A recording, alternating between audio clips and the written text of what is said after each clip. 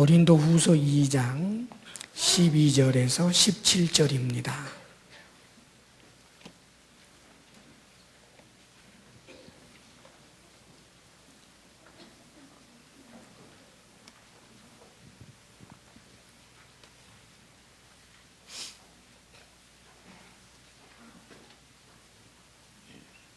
고린도후서 2장 12절에서 17절까지 주의 말씀 교독합니다. 내가 그리스도의 복음을 위하여 드로아의 이름에 주 안에서 문이 내게 열렸으되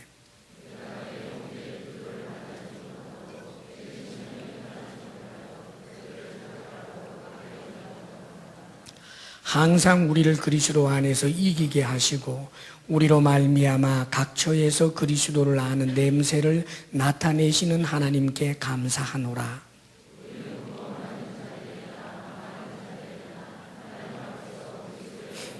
이 사람에게는 사망으로부터 사망에 이르는 냄새요 저 사람에게는 생명으로부터 생명에 이르는 냄새라. 누가 이 일을 감당하리요?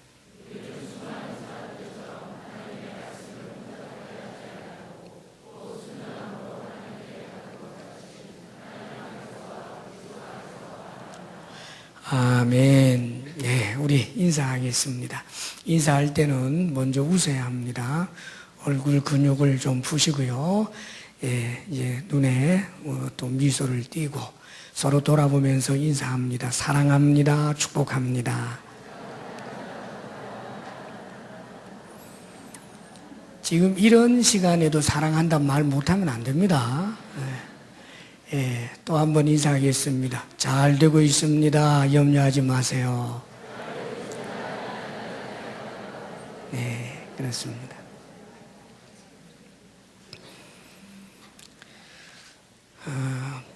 오늘 그 말씀 중에 우리는 그리스도의 향기다 하는 말씀이 있습니다.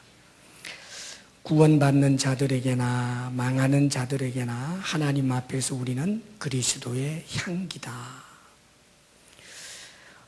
그리스도의 향기, 우리 주님께서는 참으로 생명에 아주 좋은 향기를 내신 분이지요. 그래서 주님께서는 사랑의 향기, 또 용서의 향기, 또 이 온갖 착하고 선한 그런 이제 향기를 늘 흩뿌렸던 분이 우리 주님이십니다. 그래서 우리는 주님을 믿는 사람들이기 때문에 주님과 같이 그런 좋은 향기를 낼 수 있어야 합니다. 그리스도의 그런 향기로서 우리를 만나는 사람이 우리를 통해서 예수님 냄새를 맡고 또 우리를 통해서 예수님을 알게 되는 것, 우리가 그런 삶을 살아야 할 것입니다. 사도 바울은 그리스도의 향기로 살았고 오늘 우리들도 바울처럼 역시 그리스도의 향기로 그렇게 살아야 하겠습니다. 오늘 말씀 먼저 그 배경을 조금 이해할 필요가 있습니다. 12절, 13절 말씀을 함께 읽겠습니다. 다 같이 시작. 내가 그리스도의 복음을 위하여 드로아의 이름에 주 안에서 문이 내게 열렸으되 내가 내 형제 디도를 만나지 못하므로 내 심령이 편하지 못하여 그들을 작별하고 마게도냐로 갔노라. 원래 이 고린도 교회는 사도 바울이 2차 선교, 흔히들 이제 선교 여행이라고 그럽니다. 2차 선교 여행 중에 그 아테네 옆에 있는 고린도라고 하는 큰 도시에서 1년 6개월을 머무르면서 세운 교회입니다. 그래서 수많은 말하자면 그 일꾼들, 우리로 말하자면 셀 리더와 같은 리더를 세우고 그래서 많은 가정교회가 생기고 그렇게 해서 고린도 교회라고 하는 이름으로 모이고 흩어지고 복음을 전하는 이제 아주 큰 교회가 생겨나게 됐지요. 바울이 그 고린도 교회를 세우고도 또 이곳저곳에 많은 교회를 세우고 이제 돌아갔다가 나중에 이제 3차 선교를 또 나옵니다. 1차, 2차, 3차가 있었는데 그 3차 선교 여행 중에 에베소에 도착해서 2차에서는 잠깐 그저 복음만 전하고 갔던 곳인데 그 에베소 도시에서 2년을 이제 머무르게 돼요. 2년 동안 복음을 전하고 성도들을 훈련시키고 그러면서 에베소 도시에 굉장한 일이 일어납니다. 에베소는 아주 큰 대도시인데 거기는 우상 숭배가 굉장히 성행했거든요. 그런데 바울이 복음을 전하면서 수많은 사람들이 예수님을 믿게 되니까 에베소에서 그 우상을 만들어 팔던 사람들이 장사가 안 되는 거예요. 그래서 그것 때문에 이제 말하자면 농성까지 일어나는 그런 사건이 벌어지지요. 그렇게 에베소에서 힘있게 복음을 전하는 중에 바울이 고린도 교회에 대한 소식을 듣게 되는 거예요.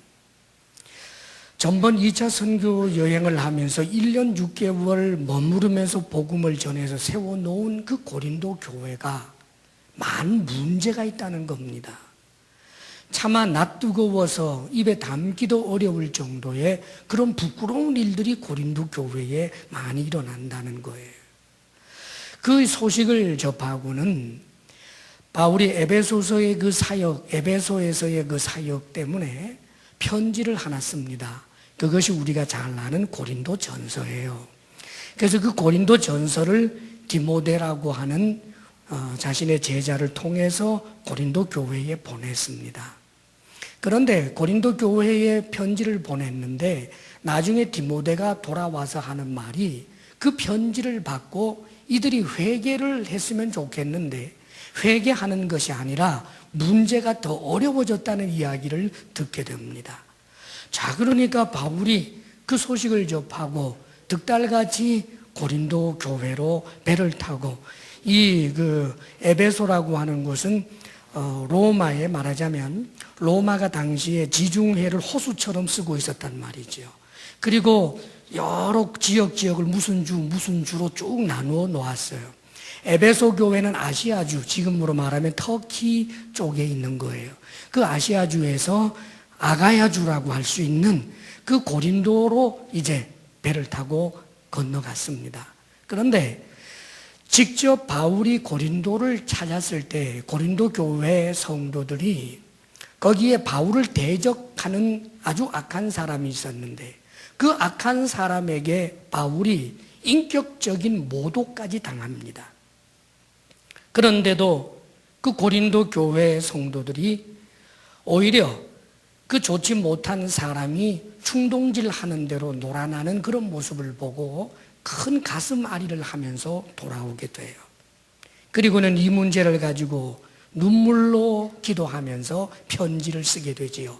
그것을 눈물의 편지라고 하는데 그 내용은 그들의 잘못에 대해서 아주 엄중하게 질책하는 내용입니다만 눈물로 썼다고 해서 눈물의 편지라고 그럽니다. 이 눈물의 편지는 현재 우리들에게 전해지지는 않았어요. 이 눈물의 편지 혹은 책망의 편지라고 하는 것을 써서 이번에는 디도라고 하는 사람 편에 이제 고린도에 보낸 거예요. 자, 그리고 나서 에베소에서의 사역을 마치고 드디어 드로아에 가게 된 겁니다. 왜냐하면 이 드로아에서 디도를 만나기로 했거든요. 디도를 통하여 고린도 교회 편지를 보냈는데, 눈물의 편지를 보냈는데, 기도하면서 눈물로 쓴 그 편지를 보냈는데 그 결과가 어떻게 되었을까? 드로아에서 만나기로 했거든요. 그런데 드로아에 갔더니 디도가 나타나지를 않는 거예요.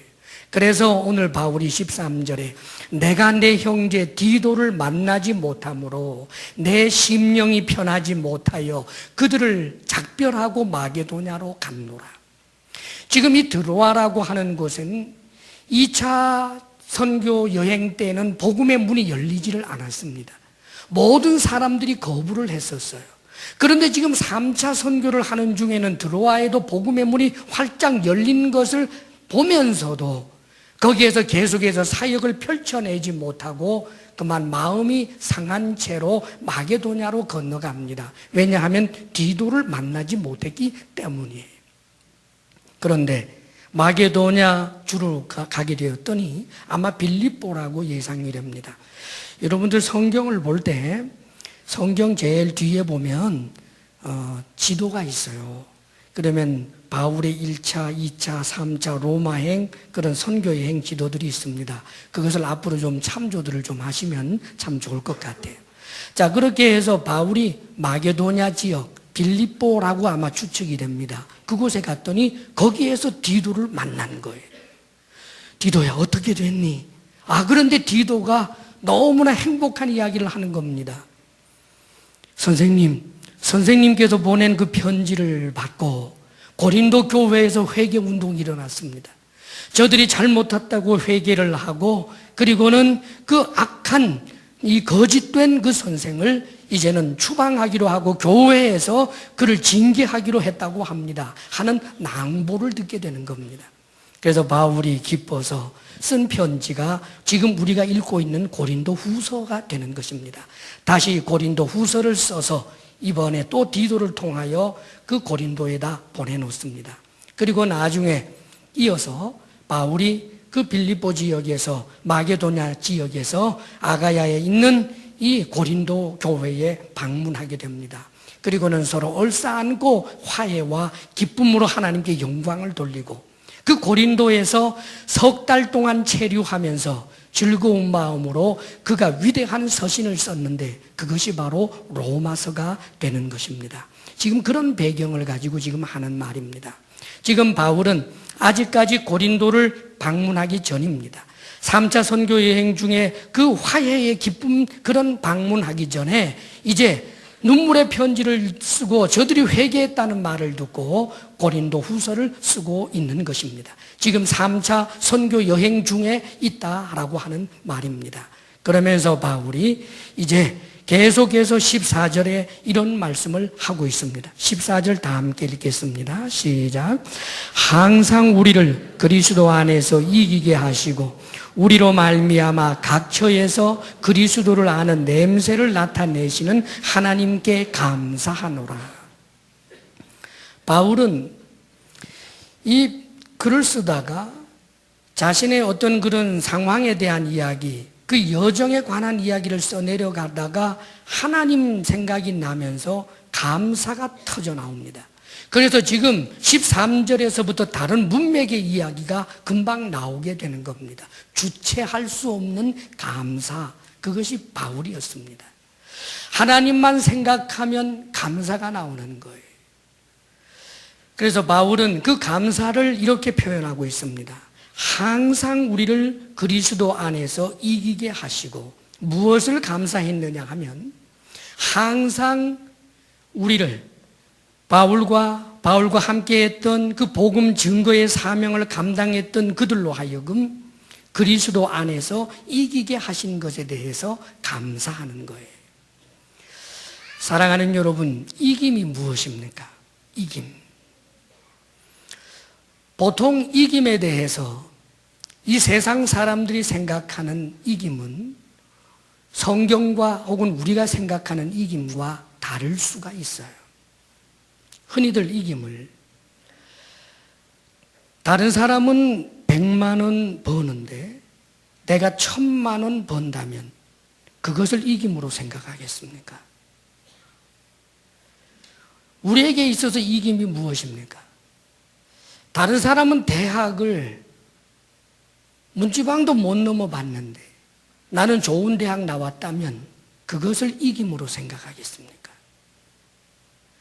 다른 사람은 만년 과장으로 머무르고 있는데 나는 부장으로 승진하고 나중에 이사로까지 승진한 그것을 이김이라고 하겠습니까? 이김이 무엇입니까? 사도 바울에게 있어서 이김은 그런 것이 아니었습니다. 그리스도 안에서 이기게 하시고, 사실 바울은 자신의 이김을 그리스도 안에 있는 것을 말하는 거예요. 그리스도 안에 있을 때 그것이 곧 이김이고, 궁극적으로 영원한 이김이 되는 것을 그가 믿는 것입니다. 사실 바울의 모습은 세상 사람들의 그런 잣대를 가지고 바울의 모습을 보면 그렇게 이기는 자 같지 않습니다. 왜냐하면 바울은 무엇 하나 자신의 뜻대로 뭐가 잘 되는 것 같지 않았기 때문입니다. 바울이 그가 원하는 것마다 이루고 자신이 뜻하는 바를 이루어낸 사람인가? 사실은 그렇지 않습니다. 원치 않은 대로 가고 원치 않은 일이 일어나고 원치 아니하는 돌발 사태가 끊임없이 있었던 사람이 바울입니다. 고린도 교회가 어떤 교회예요? 1년 6개월 동안 떠먹듯이 가르치면서 눈물로 그렇게 복음을 전하여 세워놓은 교회 아닙니까? 그런데 그 교회가 문제가 많아요. 지금 고린도 후서를 쓸 때 고린도 교회의 문제들이 완벽하게 해결된 것은 아닙니다. 너무나 낭패스러운 모습에서 조금 회복되었을 뿐이지, 고린도 교회가 정말 이상적인 교회로 완전히 바뀌어졌느냐? 그렇지 않습니다. 여전히 고린도 교회는 바울이 계속해서 목회 생활을 하면서 염려와 근심거리의 교회 중에 하나가 고린도 교회였습니다. 고린도 교회뿐만이었습니까? 에베소 교회에도 아시아에서 세웠던 그 아시아주에서 세웠던 그 모든 수많은 교회들도 하나같이 문제없는 교회가 없었습니다. 자신이 복음을 전하며 세워놓은 그 교회가 거짓 그런 선생에 의하여 금방 바울을 향하여 돌을 던지고 바울의 입장을 이해해 주지 못하는 그런 상황들을 직면하게 된 것을 보게 되면 바울이 그동안 했던 복음 사역이 어떻게 보면 실패스럽게 보일 수 있습니다. 그러나 바울은 자신은 항상 그리스도 안에서 이기는 것이라고 그렇게 믿고 감사를 하고 있습니다. 바울은 이 고린도 사역을 나중에 세 번째 그 고린도에서 세 번째 선교 여행을 통해서 그들과 화해를 하고 기뻐하고 돌아오면서 드로아에서 놀라운 죽은 사람을 살리는 그런 엄청난 사건도 경험을 합니다마는 예루살렘에 돌아갑니다.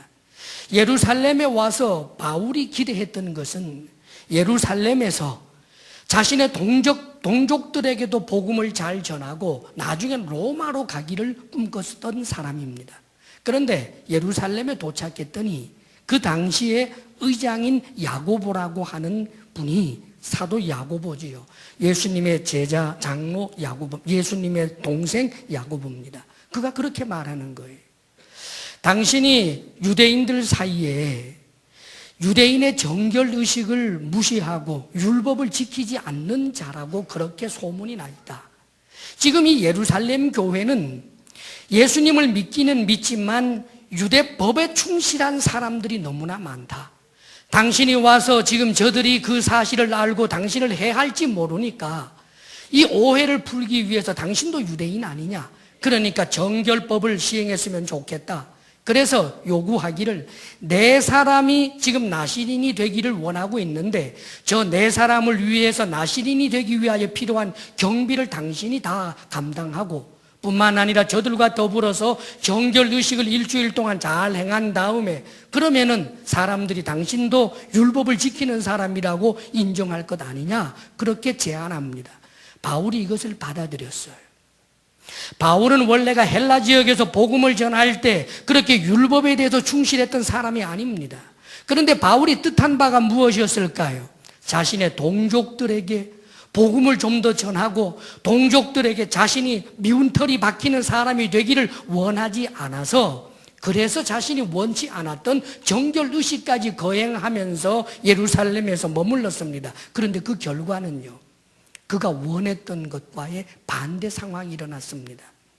정결의식을 다 행하고 그 성전에 들어갔는데 유대인들이 오해를 해서 바울의 목살을 붙잡고 흔들고 그리고는 돌로 때리고 죽이려고 하는 일들이 일어났습니다. 나중에 천부장을 통한 군대들이 그 소동을 알고 구해내기에 망정이지 자신의 동족들에게 맞아 죽을 뻔했습니다. 원하지 않았던 일이 일어나는 거예요. 그뿐만 아닙니다. 이제 저 천부장과 로마 군대에 의하여서 억류되면서 자신은 로마 시민권자다. 저 로마 황제에게 내가 재판을 받기를 원한다. 그래서 그 말을 통하여 로마로 가기를 원했는데 이게 웬일입니까? 그 총독들에게 자신이 로마 시민권자이기 때문에 나를 빨리 로마로 보내달라고 했는데 2년 동안이라 이렇게 저렇게 미루어 가는 거예요. 그래서 억울하게 가이사랴에서 적어도 2년 동안 억류를 당합니다. 자신이 원하지 않았던 일이었어요. 빨리 로마로 가고 싶었다고요. 유대인들이 자신을 미워하는 걸 원하지 않았어요. 그런데 원하지 않는 일이 일어났어요. 감옥에 들어가 있어서 복음을 전하는 일에 방해받기를 원하지 않았어요. 그런데 원하지 않는 일들이 일어났어요. 2년 동안 억류당하고 이런저런 여러 가지 사건을 겪으면서 많은 고생을 해서 드디어 로마로까지 압송이 됐습니다. 로마로 갔더니 로마 황제에게 금방 재판을 받고 풀려나서 복음을 전했던 것이 아니라 그곳에서도 2년 동안 전셋집에서 억류당하고 말았습니다. 원하지 않던 일이 일어나는 거예요. 바울의 반대자는 바울의 이 모습을 보면서 바울은 실패자다. 바울은 진정한 사도가 아니다. 그렇게 말들 하게 되는 것입니다. 그런데 바울에게 있어서 이김은 그런 것이 아니었습니다. 내가 원하는 대로 된다면 그것을 이김이라고 생각하는 것이 아니었습니다. 무엇이 이김인가? 그리스도 안에 있을 때 이김이라는 말입니다. 그렇습니다, 여러분. 바울은 자신이 원하지 않는 그런 상황이 일어났지만 그 상황 속에서 여전히 하나님께 감사하고 여전히 기도합니다. 감옥에 갇혔습니다. 감옥에 갇혀서 복음 전할 대상이 없으면 기도했습니다. 감옥에 갇혔습니다. 누군가가 자기를 찾아옵니다. 그 간수에게도 복음을 전합니다. 소문 듣고 찾아옵니다. 그에게 복음을 전합니다. 그렇습니다.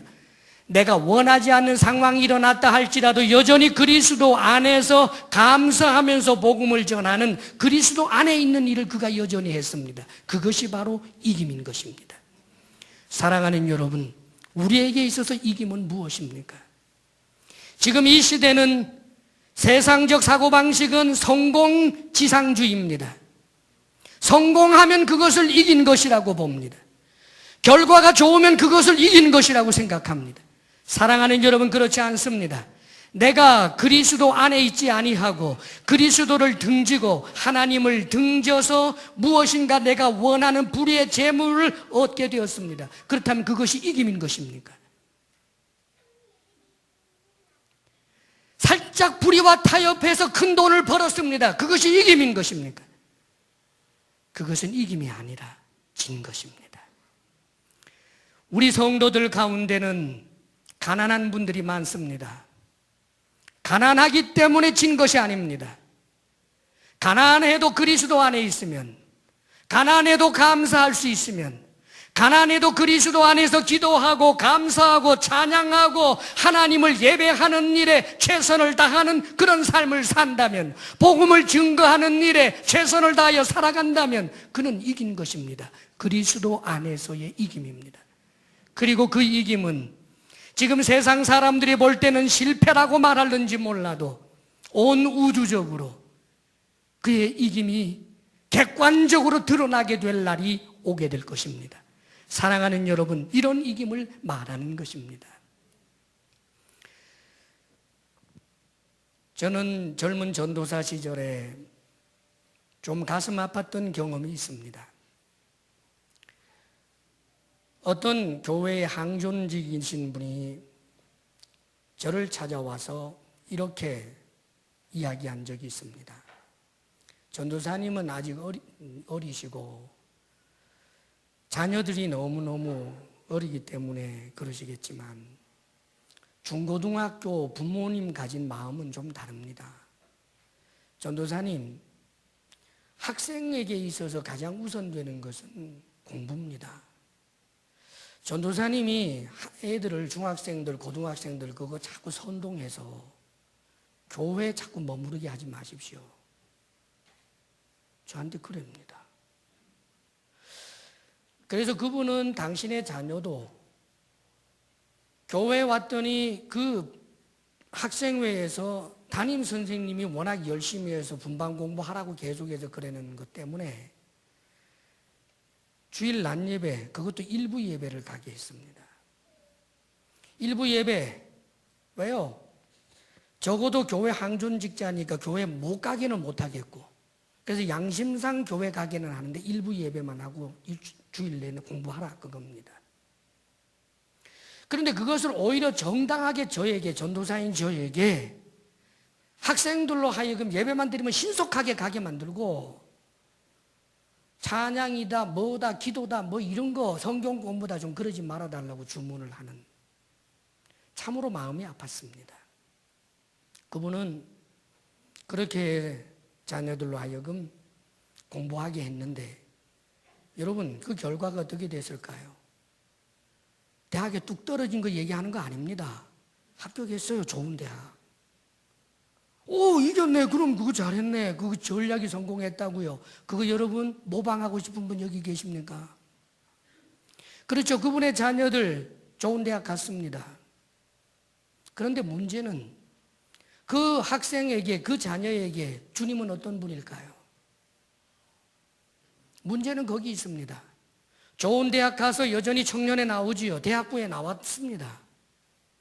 그런데 대학 생활하면서 중간고사, 기말고사, 학점을 올려야 할 상황이 될 때는 당연히 청년 예배 안 나갑니다. 그래도 된다고 배웠기 때문입니다. 나중에 직장 생활할 때 어떻게 되겠습니까? 물론 직장 생활하는 이야기는 제가 잘 못 들어보았습니다. 아마 제 짐작하기에 직장 생활 가운데서 자신의 이익과 관계되는 문제가 있다면 당연히 예배에 불참할 것입니다. 사랑하는 여러분, 이긴 것이 아니라 진 것입니다. 좋은 대학 갔다고 이긴 것 아닙니다. 그리스도 안에 있다가 자신의 이익 문제, 자신의 이해관계가 얽히게 되면 언제든지라도 주님 바깥으로 나갔다가 주님께 등을 돌렸다가 필요하면 주님을 마주 보았다가 그것은 이김이 아닙니다. 그것은 실패입니다. 사랑하는 여러분, 우리는 우리의 이김에 대하여 새롭게 생각해야 되겠습니다. 가난하기 때문에 실패도 아니고 병들었기 때문에 진 것도 아니고 내가 이 세상에서 내 이상과 내 꿈을 실현하지 못하였기 때문에 그래서 내가 진 것이 아닙니다. 그리스도인이 진 것은 그리스도 바깥에 있을 때, 그리스도 안에 있지 아니하고 주님을 거역하며 주님을 향하여 등을 돌리는 그 순간순간들이 진 것입니다. 주 안에서 이기시기를 바랍니다. 항상 이김으로 하나님께 영광을 돌리는 우리 모두가 될 수 있기를 바랍니다. 그리고 그는 계속해서 감사하지요. 우리로 말미암아 각 처에서 그리스도를 아는 냄새를 나타내시는 하나님께 감사하노라. 우리는 구원받는 자들에게나 망하는 자들에게나 하나님 앞에서 그리스도의 향기라고 말합니다. 그가 감사하는 것은 그것이었습니다. 바울은 그리스도를 아는 사람입니다. 그런데 그리스도를 아는 그에게는 냄새가 나는데 그리스도를 아는 냄새였습니다. 다른 사람들이 바울을 통하여 예수 냄새, 예수 향기를 맡게 되었다는 말이지요. 사랑하는 여러분, 우리는 그런 의미에서 우리를 통하여 예수님의 향기가 드러나도록, 나타나도록 해야 마땅합니다. 그래서 이것은 먼저는 윤리적이고 도덕적인 그런 측면에서 덕을 세우는 일을 우리가 해야 합니다. 사실 요즘 우리 기독교가 세상으로부터 지탄을 받고 손가락질을 받는 이유 중에 하나는 예수 믿는 우리들의 행위가 덕스럽지 못한 것이 많았었다라고 하는 것을 우리가 부인하지 못합니다. 우리 예수님은 어떤 분이셨습니까? 사랑의 향기였고 용서의 향기였고 온갖 선한 일의 향기를 드러내지 않았습니까? 마찬가지로 그런 예수님을 믿고 있는 우리들에게서는 그런 향기가 나는 것이 마땅합니다. 우리 주님께서 하시는 비유의 말씀 우리가 너무나 잘 알지요. 어떤 사람이 예루살렘에서 여리고로 내려가다 강도 만났잖아요. 예루살렘에서 예배를 하고 내려갔는지 모르겠습니다. 절기 때 아마 하나님께 영광을 돌리고 내려가다가 강도를 만난 것 같습니다. 강도 만나서 지금 겁 안 죽게 됐습니다. 신음하고 있는데, 그런데 거기에 제사장이 자신을 보고 그냥 지나가는 거예요. 이 강도 만난 사람이 마음에 얼마나 아팠을까. 그 다음에 레위인 지나갑니다. 그분도 역시 그냥 지나가는 거예요. 평상시에 존경하던 제사장, 존경하던 레위인이 그냥 다 지나가 버리고 말았어요. 그런데 그 다음에 사마리아 사람, 자신이 경멸하던 사람, 사마리아 사람들도 자신들도 아브라함의 자손이다라고 말할 때 너희 따위가 무슨 아브라함의 자손이냐라고 비웃어주던 그 사마리아 사람이 자신을 치료해주고 그리고는 돌보아준다는 말입니다. 사랑하는 여러분, 이 강도 만나는 사람이 누구를 통해서 하나님께 영광을 돌렸겠습니까? 강도 만난 사람이 영광을 하나님께 돌릴 수 있었던 것은 바로 그 사마리아 사람 때문이었습니다. 우리 주님께서는 우리에게 그렇게 하라라고 요구하십니다. 그러므로 사랑하는 여러분, 우리는 윤리적으로나 도덕적으로 덕스러워야 합니다. 그러기 위해서 먼저 우리가 해야 할 일이 하나 있습니다. 그것은 예수 믿는 사람으로서 내가 예수 믿는다라고 하는 사실을 드러내야 합니다. 직장 생활에서 사회 생활에서 내가 예수 믿는다라고 하는 것을 드러내게 되면 그것을 이용하려고 하는 사람이 있어서 굉장히 힘들다라고 말합니다. 예, 힘들어도 그 힘든 것을 감수해야 합니다. 내가 예수 믿기 때문에, 그것을 드러냈기 때문에, 예수를 믿는다라고 늘 말했기 때문에 내 행동에 제약을 받아야 합니다. 그 책임을 감당해야 합니다. 그 거룩한 부담감을 짊어져야 하는 것입니다. 그렇기 때문에 마태복음 5장 16절에서도 이같이 너희 빛이 사람 앞에 비치게 하여 그들로 너희 착한 행실을 보고 하늘에 계신 너희 아버지께 영광을 돌리게 하라 그러셨습니다. 우리의 착한 행실을 통하여 당신 예수님 믿는 사람이라고 하던데 정말 예수 믿는 사람답네 라고 그렇게 칭찬을 받을 만한, 아버지 하나님께 영광이 돌려질 만한 그런 범사의 착한 행실을 우리가 가지는 것이 마땅합니다. 윤리적으로나 도덕적으로나 거룩한 부담감을 가질 수 있는 우리들이 될 수 있기를 바랍니다. 제가 고등학교 시절에 한번 몹시 아팠던 적이 있어요.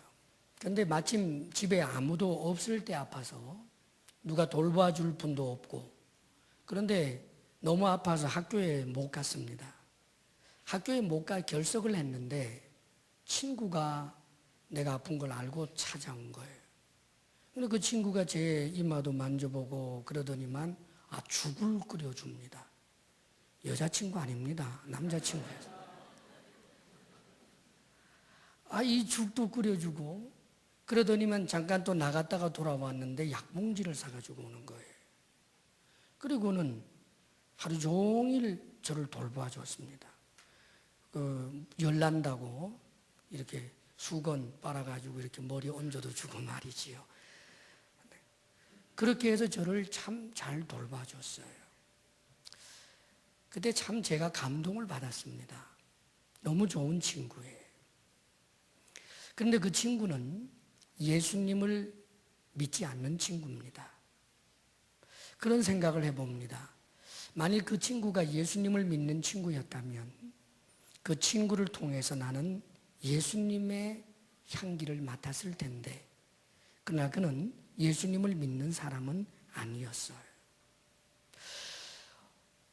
보통 이 친구는 정확한 무신론자도 아니었고 종교에 대해서 그렇게 큰 관심이 있었던 사람이 아닙니다. 엄격하게 말하면 좀 다신론자 같은 그런 사람이에요.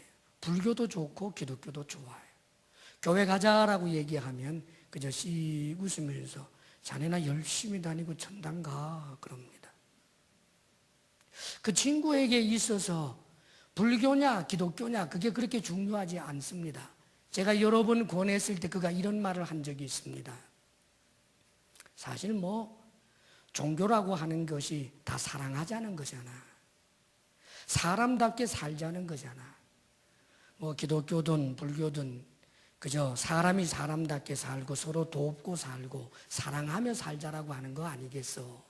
그렇게 말합니다. 사랑하는 여러분, 그 친구에게는 분명히 향기가 있었습니다.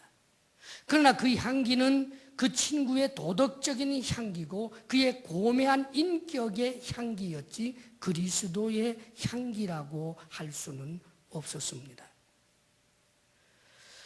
우리가 윤리적으로 도덕적으로 선한 일을 행함을 통해서 그리스도의 향기가 되어야 된다라고 하는 이 말은 한 가지를 전제하는 것이 있습니다. 그것은 바로 이어지는 16절의 말씀을 통해서 우리에게 충격적으로 다가옵니다. 16절 말씀을 다 함께 읽겠습니다. 시작. 이 사람에게는 사망으로부터 사망에 이르는 냄새요, 저 사람에게는 생명으로부터 생명에 이르는 냄새라. 누가 이 일을 감당하리요? 그리스도의 향기가 어떤 사람에게는 생명에 이르는 냄새가 되지만 어떤 사람에게는 사망에 이르는 냄새가 된다. 이 무슨 말일까요? 사랑하는 여러분, 어떤 그리스도인들조차 예수를 믿는 이유를 윤리적으로 도덕적으로 착한 일을 많이 하는 것이라고만 생각하는 경우가 있습니다. 반만 맞는 것입니다, 여러분. 그리고 심각한 거기에는 위험이 있습니다. 많은 사람들이 그렇습니다. 그래, 착한 일을 하면 그것이 그리스도의 향기고, 남을 사랑하고 어려운 사람을 도와주면 그것이 부처님의 향기고, 다 그게 좋은 것 아니겠어? 그렇게 말합니다. 사랑하는 여러분, 그냥 좋은 것만이 아닙니다. 그리스도의 향기는 생명에 이르는 냄새일 뿐만 아니라 놀랍게도 사망에 이르는 냄새가 되기도 하기 때문입니다. 제가 역시 고등학교 때 이야기를 해서 죄송합니다. 고등학교 때 제 별명이 목사였어요. 목사인데 어떤 친구가 밤에 저를 찾아왔습니다. 그러면서 하는 말이, 정도야, 너는 뭔가 우리하고 좀 다른 것 같아. 너는 돌을 잘 닦았어. 그러더라고요. 그래서 그 친구가, 죄송합니다, 제 자랑 좀 합니다. 뭔지는 저도 잘 모르겠어요. 여러 번 감동을 받았대요, 저를 통해서. 그러면서 그가 하는 말이, 그런 너에게 내가 좀 진지한 이야기를 하고 싶다. 그 당시에는 이제 사회적인 그런 여러 가지 문제들이 많은 때입니다. 그래서 사회정의 문제, 분배 문제 등등의 그런 이야기들, 그것을 나하고 이야기하기를 원한다는 거예요. 너는 분명히 우리와 좀 다른 사람인데 나는 네 의견을 듣고 싶다. 그러면서 그날 나하고 이야기를 하자고 다가온 거예요. 그래서 이런 주제 저런 주제를 가지고 쭉 이야기를 나눴습니다. 그런데 유감스럽게도 저는 그때 복음을 이야기하지 못했습니다. 그 친구가 저에게서 나는 어떤 향기에 이끌려 오기는 왔는데 그 향기의 진정한 출처이신 그리스도를 명시적으로 말해줄 줄 몰랐습니다. 결국 그가 맡은 향기는 그리스도의 향기가 사실은 아니고 나의 향기였을 뿐입니다. 그리스도의 향기가 되려면 명시적으로 복음을 말할 줄 알아야 합니다. 이것이 중요합니다. 복음이라고 하는 것은 예수를 믿으면 천국, 예수를 믿지 아니하면 지옥이라고 하는 천국과 지옥의 두 갈래 길을 제시하는 것이 복음이기 때문입니다. 사랑하는 여러분, 그저 좋은 게 좋다, 사랑하면 된다, 그것이 아닙니다. 성경은 그렇게 가르친 적이 없습니다. 요한복음 3장 18절에 그를 믿는 자는 심판을 받지 아니하는 것이요 믿지 아니하는 자는 하나님의 독생자의 이름을 믿지 아니하므로 벌써 심판을 받은 것이니라. 벌써 심판을 받았다. 믿지 아니하면 벌써 심판을 받았다. 이것은 강조용법입니다. 반드시 심판을 받게 된다라고 하는 강렬한 강조의 그런 표현입니다. 요한일서 5장 11절 12절에서도 또 증거는 이것이니 하나님이 우리에게 영생을 주신 것과 이 생명이 그의 아들 안에 있는 그것이니라. 아들이 있는 자에게는 생명이 있고 하나님의 아들이 없는 자에게는 생명이 없느니라. 그렇게 말합니다. 사랑하는 여러분, 복음을 전하게 되면 그 복음을 받아들이는 자에게 생명의 향기를 맡게 됩니다. 예수 그리스도를 영접한 자가 영생의 향기를 맡게 됩니다. 생명의 향기를 맡게 됩니다. 나를 위로해 주시고 나를 용서해 주시고 나를 도와주시는 위대하신 하나님의 사랑의 향기를 맡게 됩니다. 그러나 복음이 제시되었는데 그 복음을 거부하는 자에게 있어서 이것은 아주 불쾌한 냄새가 됩니다. 그래서 어떤 사람들은 말합니다. 예수 믿는 사람들 예수 믿어야 천국 가고 믿지 아니하는 사람은 지옥 간다라고 하는 그 내용 싫다라고 말합니다. 그렇습니다. 싫습니다. 거부감이 가는 향기입니다. 사랑하는 여러분, 우리가 그리스도의 향기가 된다라고 하는 것은 사람들과의 관계를 통해서 윤리적으로 도덕적으로 우리가 올바른 일을 하고 주님처럼 사랑하고 주님처럼 섬기고 주님처럼 돕지만 거기에서만 끝나면 사실상 그리스도의 향기라고 하기보다는 그것을 그리스도의 향기라고도 정의하고 부처님의 향기라고도 정의하고 혹은 알라의 향기라고도 정의하고 혹은 휴머니즘의 향기라고 정의하면서 그것이라고 끝내버리고 마는 것입니다. 성경은 거기에서 멈추는 것이 아니라 예수 그리스도를 믿으라 그리하면 너와 내 집이 구원을 얻으리라고 엄중하게 말씀하고 있는 것입니다. 그렇습니다. 사랑하는 여러분, 그리스도의 향기이십니까? 우리는 열린 모임을 통하여 복음을 전하고 있습니다. 열린 모임은 다른 것 아닙니다. 내가 누군가의 관계를 맺을 때 윤리적으로나 도덕적으로나 우리는 부담감을 가져야 합니다. 거룩한 부담감입니다. 그래서 그로하여금 관계가 발전되게 될 때, 나에게 호감을 가지게 될 때, 그럴 때 우리는 복음을 제시하는 것입니다. 복음을 제시하는 그 순간 누구에게는 그것이 생명에 이르는 향기가 되고 누구에게는 죽음에 이르는 냄새가 될 수밖에 없는 것입니다. 그런 의미에서 우리는 그리스도의 향기여야 한다는 말입니다. 원래 사도 바울이 이 내용을 쓸 때 사실 이제 아주 옛날이잖아요. 그저 주 1세기 그런 때입니다. 로마가 온 세계를 지배하다시피 하는 그런 때입니다. 그러면 그 당시에 전쟁이 있고 그럽니다. 그러면은 전쟁에서 승리하고 이제 돌아오게 되면 개선 행진을 하게 되는데 보통 로마는 그랬다고 그래요. 폼페이라고 하는 그런 환락 도시에서 한 달 정도 온통 피 묻고 살기 돌고 하는 이런 것들을 다 정리하고 난 다음에 드디어 이제 새롭게 깨끗하게 옷을 입고 백마를 타고 그 다음에 모든 군사들이 멋진 옷을 입고 잘 도열을 해서 행진하면서 들어온다는 거예요. 그러면 그 착착 진행해서 들어오는데 큰 그 마차에 아주 엄청나게 큰 그런 그 쇠 향로가 있어서 거기에서 엄청난 양의 향을 피운다는 거예요. 그럼 그 향 냄새가 도시에 진동을 하는 거지요.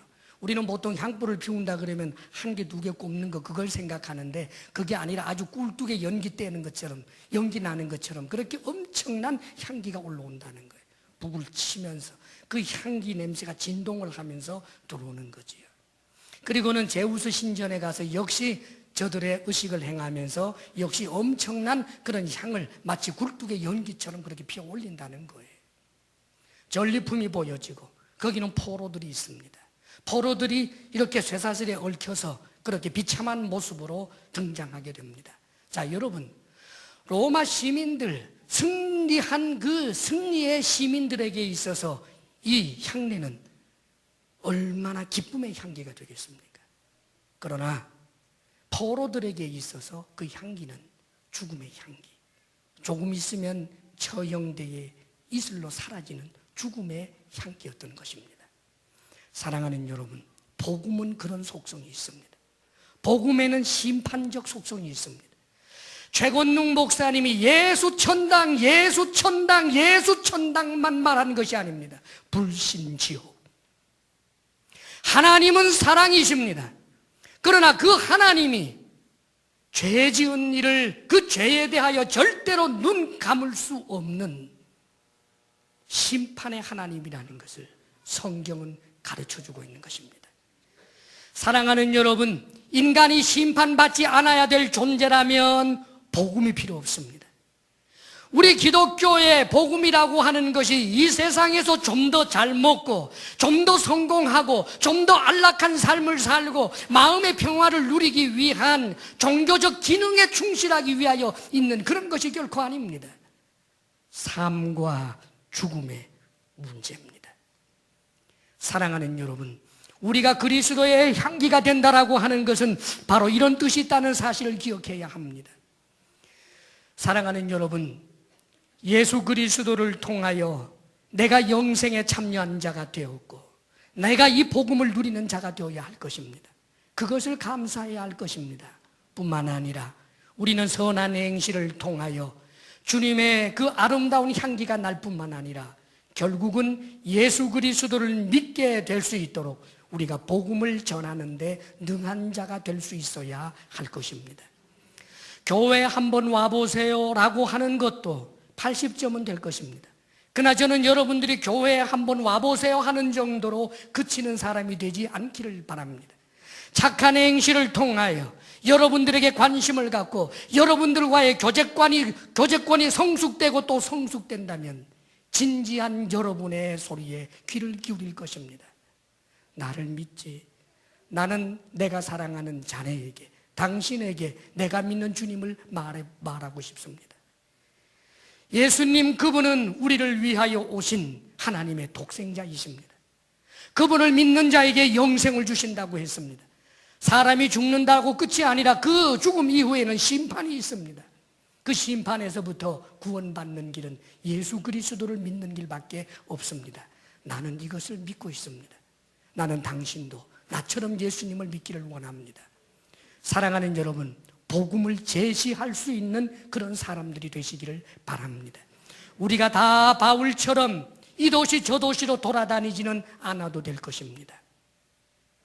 그러나 내 삶의 자리에서 나를 만나는 사람, 나에게 호감을 갖는 사람, 나를 좋아하는 사람, 그에게조차 내가 믿는 주님을 전할 수 없다면 얼마나 유감스러운 일이 되겠습니까?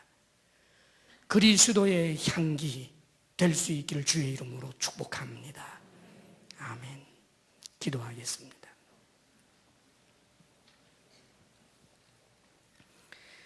이 시간 주님 앞에 결단하며 기도합니다.